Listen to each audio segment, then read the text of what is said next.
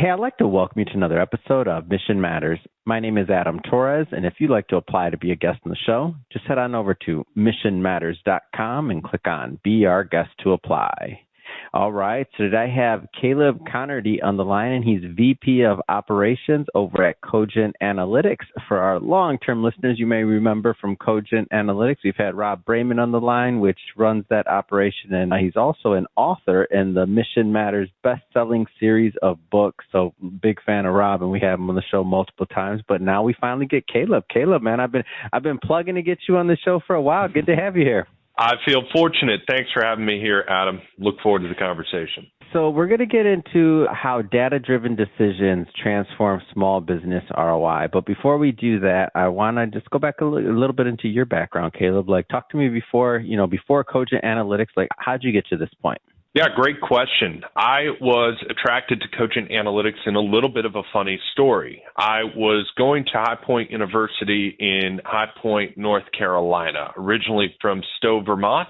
I loved being up in the mountains, but what I also loved is playing golf and sports. And so that brought me down to North Carolina to play at High Point University.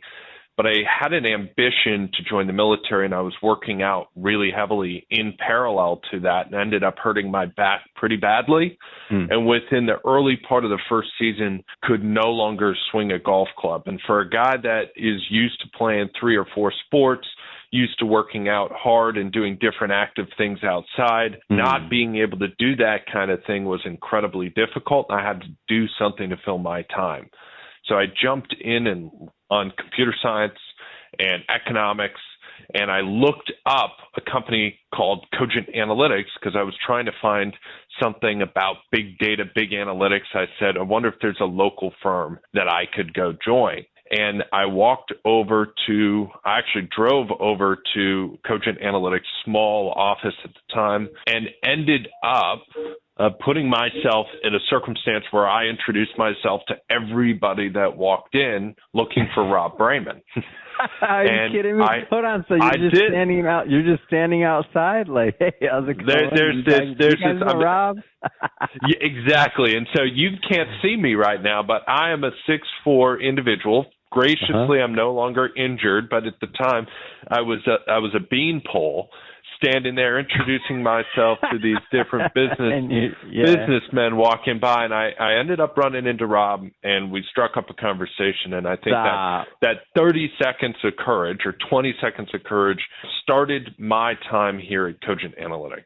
Wow, what an amazing story, and that's a fun one. And now when you talk about what does it take to get your foot in the door, who's you willing to stand outside and wait, and then you happen to meet him there, that's great. That's a great story. I'm guessing you didn't start as a VP of operations. How did it start? Like, how the relationships or the business relationships start? Like, walk us through that. At the time, I had the illustrious job of licking stamps, getting coffee, doing the basics. I think a lot of people can relate. Their first jobs were definitely making other people's lives better. Now, in that situation, you get to learn by osmosis. And so I was very fortunate to be around a lot of smart people. And when things go wrong, I would always raise my hand and say I would spend a little extra time on that. And over time, that spending a little bit of extra time ended up being all my time. And I started working in the consulting team, supporting project implementation with entrepreneurs across the country. And so I got exposure to the core of the business through just being willing to take a risk, similar to walking in the door, consistently saying yes. And I think for anybody early in their career, that is a huge recommendation I always give when I have the opportunity to speak to people is say yes, be willing to do what it takes, don't have an ego, be humble, and just go out there and get the experience. Great stuff. I want to go further into what you do. So a lot of small business, mid-sized business owners, I mean, they rely on the gut instinct in making some of their decisions. How does using data or analytics, how does that change the way that they run their business? And ultimately, how is Cogent helping that happen? Yeah, and you're getting to the core of kind of my passion. You asked a little bit about my story, and I think something you didn't ask about that I do want to mention is like, why am I still here? It's 11 years later. I'm incredibly passionate about what we do, and I've dedicated myself wholeheartedly to the cause of expanding our reach and impact with entrepreneurs. And it's really because of that last word. It's the fact that we're working with the entrepreneur, and my belief that that is a noble journey. I mean, the American dream really started to be popularized down in 1931, and there's nothing like the United States to be able to give people an opportunity to grow. The culture that we have here, that we attract so many people to the United States to have a new start and to be able to climb the social ladder, I think is unmatched and unparalleled, and we have a unique position to partner with our clients to be able to achieve that. So you asked me a question about analytics and how it can help owners have a positive impact on their business, not operate on gut. I say you have to understand the psychology of an entrepreneur because they're risk takers, they're aspirational. They're typically really strong technicians in what they do, and they all start with a small team and grow it from there, grow that idea from there. And I think that logic of we're starting from a small team, I'm a great technician, typically they haven't implemented certain systems that would be required to help them operate at a greater size. And I think analytics itself and numbers do a really fantastic way of having an impact on scaling a business, giving better eyesight, because as you go from having 3 employees to 5 employees to 10 employees to 20 employees to 60 employees, the amount that the entrepreneur themselves can see and do changes. They go from being interacting in every decision and action to some of them. And then their job changes from being one of the biggest doers into the organization to the leader of the organization. And data can have a huge impact in both giving them control, but also supports their ability to be able to mentor, lead, and train their people because it gives them a basis in which the conversation can start.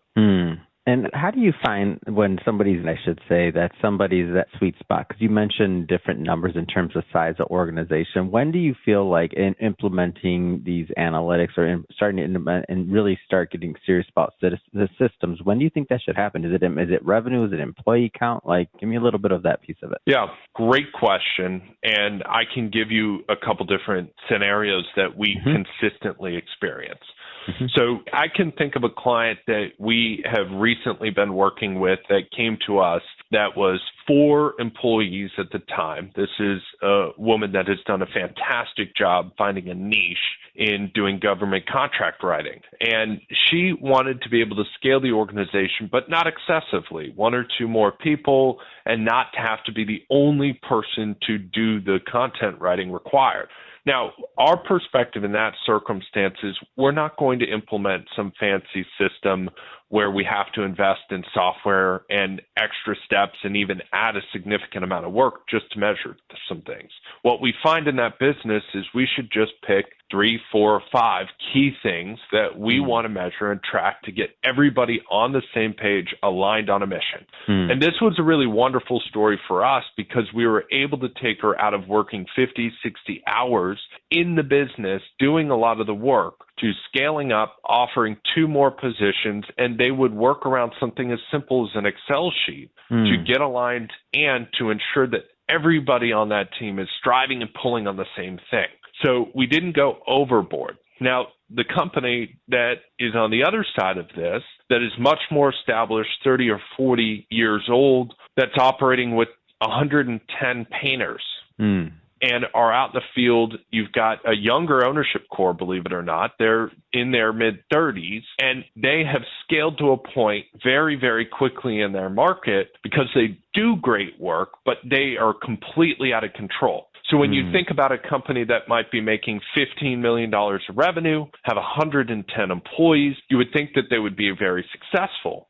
But every week, they're stressing about how to make payroll. It's a very difficult environment to be in, but they're not on every job site anymore. And so in this circumstance, we're going to implement a much more complicated system that we have the expertise to make simple for our client, but it's going to specialize in how each crew might work, and it gives them much better feedback so they can make better decisions in the business. That's kind of how we would approach 2 different sizes of business. It's very helpful to see kind of the logic behind it, and then also the point that there's not like a one-size-fits-all. Like it doesn't have to be, it's not just one system you're implementing.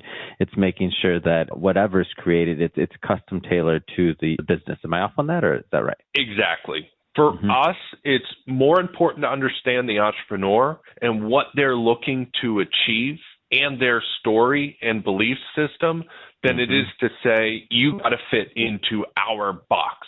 We know that doesn't work for entrepreneurs. They're not an entrepreneur because they want to be put in a box. So for us, it's about really listening to the vision that they have, facilitating and supporting it. There's certainly times where we would say we should go a little left or a little right because from our experience with hundreds of other businesses, this isn't going to work. But if you want to learn the hard way, we're on it. Yeah. How do you measure success, like our ROI with this? Like, can you walk me through like how a client would measure the success of this being executed or implemented? Yeah, of course. Now, I want to pull back a little bit when I talk about how we measure success in terms of return on investment. We feel like it's really important for us to be able to make it similar to something people understand in a more functional way. In many cases, a business, if you're a business owner that's operating in a functional way, you're going to make greater returns within your own business than you would putting your money in many other places. And one area that I think a lot of people struggle in terms of being successful is that they put their focus on too wide of a breadth of things. And so, especially with entrepreneurs, they can fall into this trap. And I've seen this many, many times. I've got one that I'm thinking of right now that we're working on our third engagement with, and where we really have positioned ourselves as helping keep this gentleman focused on one of his businesses instead of starting that third, the fourth, or the fifth. We are all for serial entrepreneurship, but when it hurts every other business that you already own because you never let something get complete, you have that next great idea, we realize that one area we can help is keep it focused. So I tell that story because as return on investment comes in, we're huge advocates for earning a reasonable return on the investment you make in the business. Obviously, we're putting analytics in place as one of the functions we do. We also support a business in sales and recruitment, in operational efficiency, in implementing measurement. We expect through managing all these pieces, you're going to have a much more functional business that instead of providing you 2% return on the revenue, it's providing you 10, 12, 15, 20, depending on your industry and circumstance. Now, that's a big ask for us to do. And it also is important for us to be able to justify the work and the effort that people are putting into our business. And so we tend to sit down with our clients, lay out what's the goal, and pick out our own set of KPIs, key performance indicators, that would indicate whether or not we've honored that commitment to that business owner. We always start with something that's universally accepted, which is the financial statement, both the balance sheet, which we believe is the most important document, your assets, your liabilities, and your owner's equity, and the profit and loss. And we decide what are going to be our core targets to be able to make a return on investment. We agree there, and that becomes our North Star. So as we make decisions alongside of the business owner and do a series of actions within the business with them, we're always going back to how's it going to have an impact on the balance sheet, how's it going to have an impact on the profit and loss, and will it meet our commitment to that business owner? And what I want, like length of time, and I know depending on the company, obviously, if you're working with somebody like the example you gave that had maybe like 4 or 5 employees versus somebody, a company that has 100 something employees, been in business 30 years, obviously that's going to change. But how long, like walk me through maybe the onboarding or what it just even looks like in general and when you start going down this path with somebody, because I'm going to give you the opportunity to leave your website, social, whatever you want to leave, of course, so at the end of this so that people can follow up. But I want the people to know kind of what they're getting into in terms of process. Yeah, we wanted to make this because we're so passionate about making a difference in this community. We wanted to make it as simple as possible. And so the first step with us always is a conversation with one of our regional vice presidents. We don't want to do anything to an entrepreneur, and we want to make sure that this is a great time to engage our firm to make a difference. We are foundationally change agents. We facilitate organizational change that improves profit, enhances cash flow, and ultimately has a positive impact on owners' equity. You make more money when you work with us. Most people engage our firm when they're in one of four stages. They're looking to grow aggressively. They're looking to take their company from good to great. They're looking to transition from one ownership group to another, or they're underperforming and they need help getting back stabilized. We've honed in on how that process works.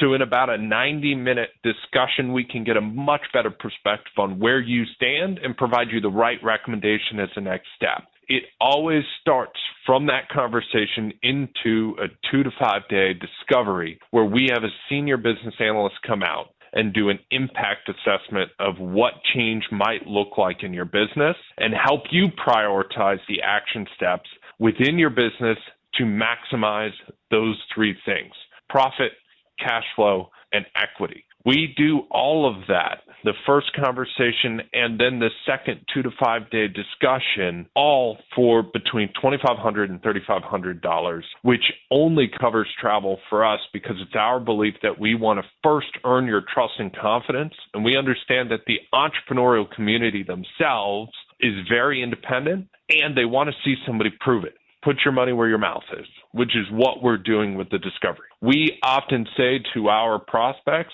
run, not walk to this discovery process because it'll be single-handedly the most impactful thing you do for your business, bar none. We don't take every client into implementation. We hawk our brand.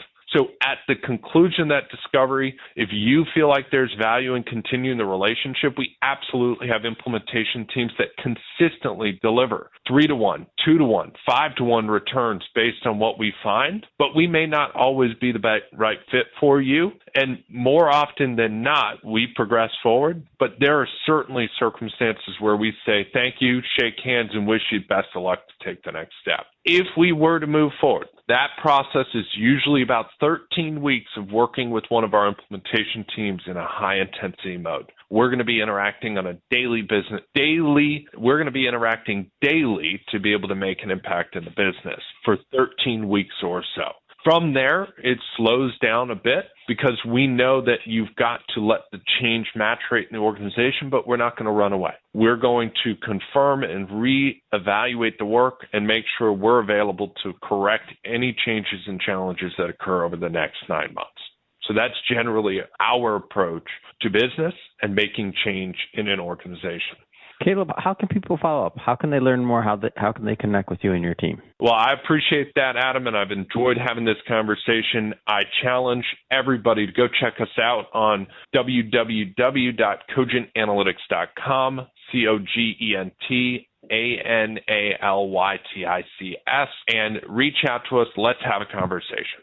Fantastic. And for everybody that's listening, just so you know, we'll definitely put some links in the show notes so you can just click on them and head right on over. And speaking of the audience, if this is your first time with Mission Matters and you haven't done it yet, hit that subscribe or follow button. This is a daily show. Each and every day we're putting out new content, new ideas, and hopefully new inspiration to help you along the way on your journey as well. So again, hit that subscribe or follow button. And Caleb, man, it has been an absolute pleasure. Glad to finally get you on and tell Rob I said hi. I will do. Thanks, Adam.